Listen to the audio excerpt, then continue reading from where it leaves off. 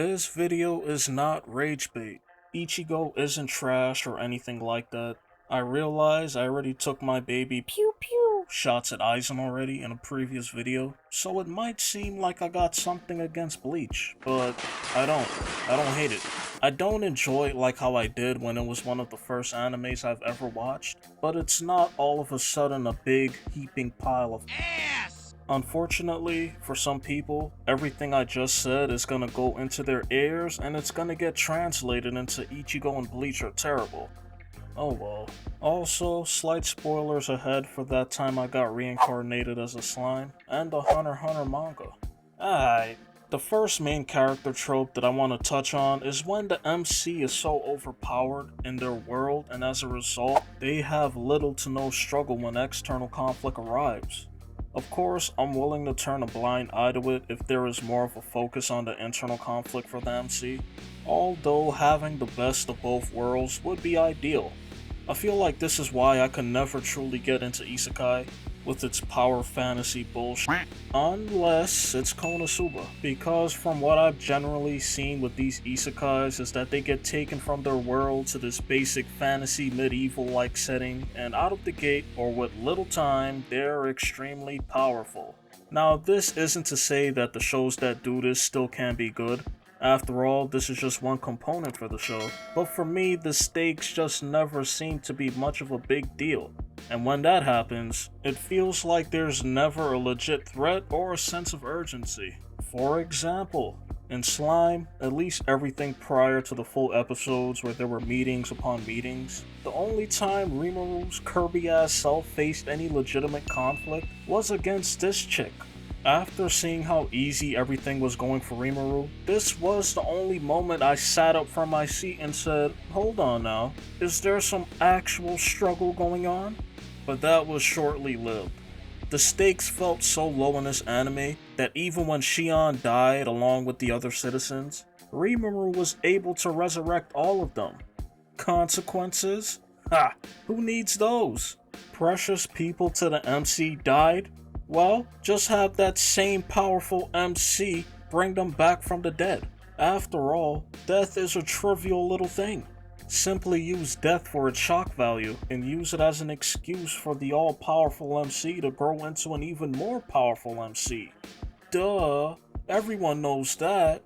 Also, yeah, I have a comedy anime about a person who barely touched grass being taken into a different world to form a sorry-ass team with a bunch of clowns, with the eventual goal of taking down the Devil King as my favorite isekai. Now make whatever assumptions you will with that nugget of information. To shoot Slime some bail, as I've stated earlier, I prefer both internal and external conflicts for the MC being on full display, and despite not having any believable external threats, Rimuru does show moments where it's struggling with the idea of the morality of their choices and politics from what I remember seeing, so I will give Slime some props for that right there. The other issue with having these overpowered ass main characters is that a lot of the stories are going to make antagonists. A few or at least one of them are probably going to be even stronger than the MC. So you know what that means.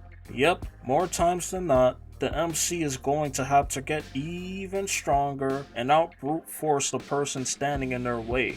Apparently, the only way to put out a fire is to create a fire that's even bigger to swallow up the other fire. More times than I'd like to see, that's the case. This is what I like to call the Dragon Ball effect. You could even look at a show like Naruto, a show that started off like this, but ended like this. There's only so quickly and so many ways you could blow up a planet. Power escalation after that seems like overkill. Let me also add that I'm fine with the MC still being weaker than the antagonist they're going up against, and they're able to catch a dub against them by believably outsmarting them. As long as it's not some black Zetsu bullshit, I'm fine with it. Now this next main character trope that I could probably go the rest of my life without ever seeing it again is related to the first one I gave.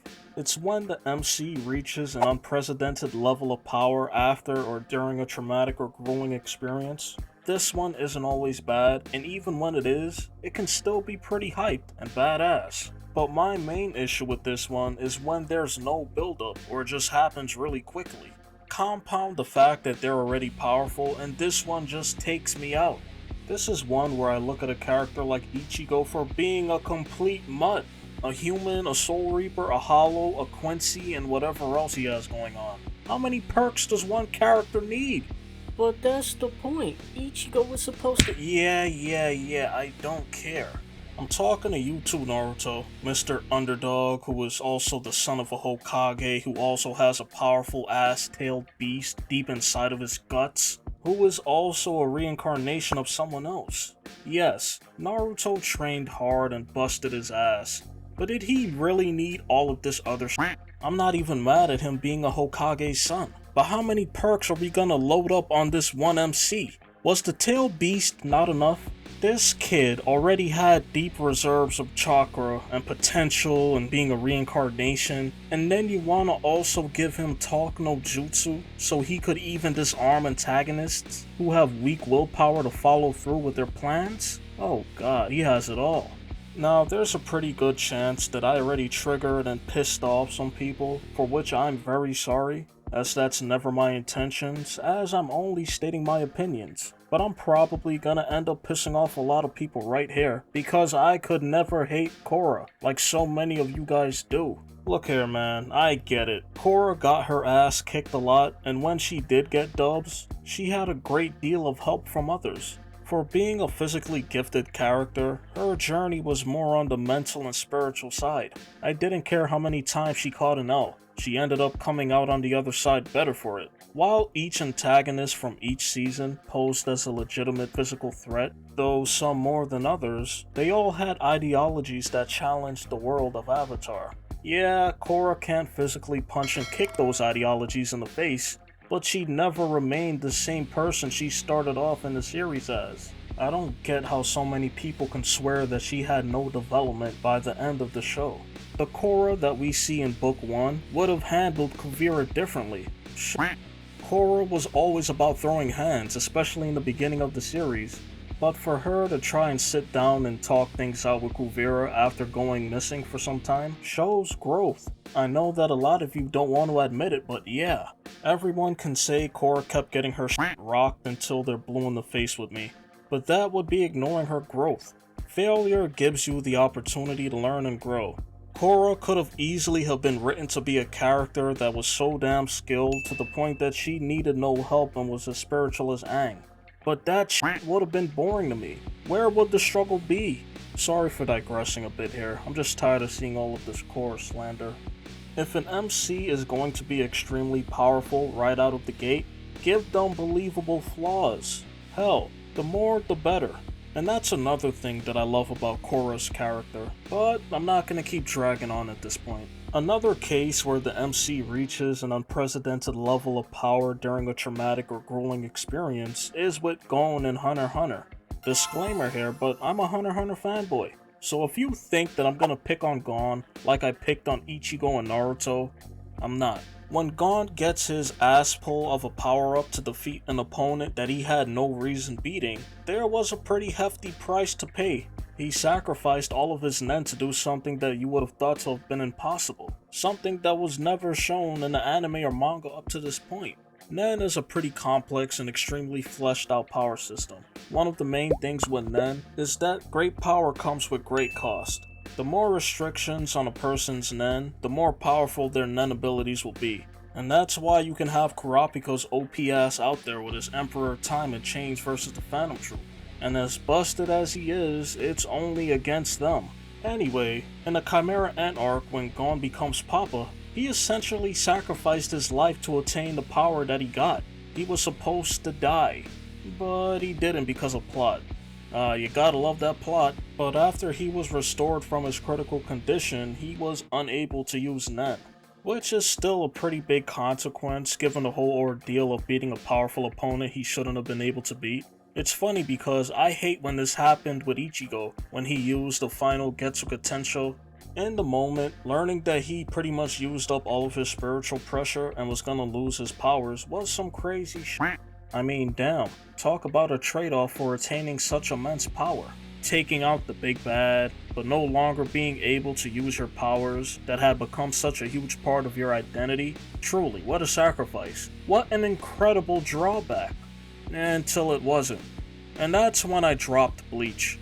But that was because of the shonen fatigue.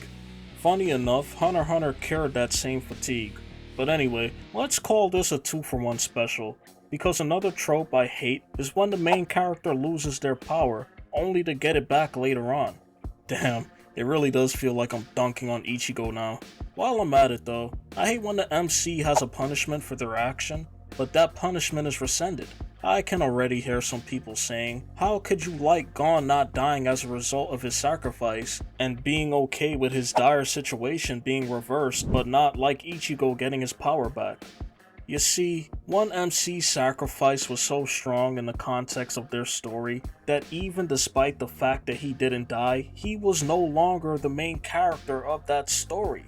Yeah, Gon hasn't been the main character in over a decade, partially because the Hunter x Hunter manga constantly goes on hiatus, but still, no longer being the MC when you're alive and your series is still ongoing has to be the ultimate punishment. Gon might as well have died. Imagine Ichigo being sidelined after losing his powers, and Chad became the MC of Bleach. Sounds absurd, doesn't it? Also, real quick, were those always that big? Was there a time skip between the Fullbringer arc and the 1000-year Blood War arc? God damn. For the one or two of you guys, save your time and don't even bother trying to do mental gymnastics by comparing Gon's and Ichigo's situations. I'm sorry to tell you, but they're not the same.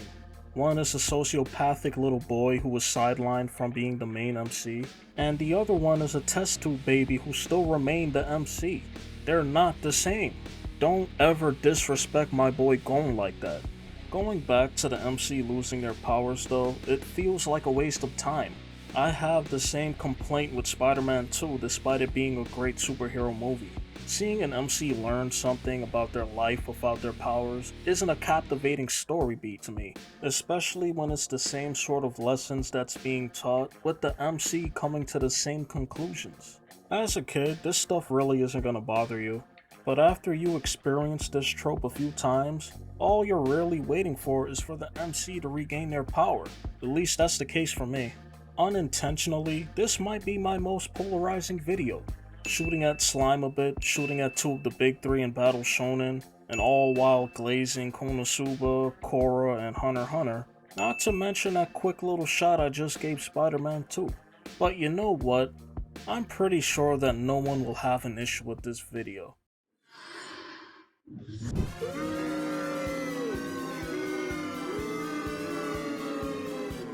Hear me and hear me good, nigga. I'm here to double down. That shit is a 2-pack of ass. The fuck are you talking about? That shit stinks. Oh, brother, this guy stinks!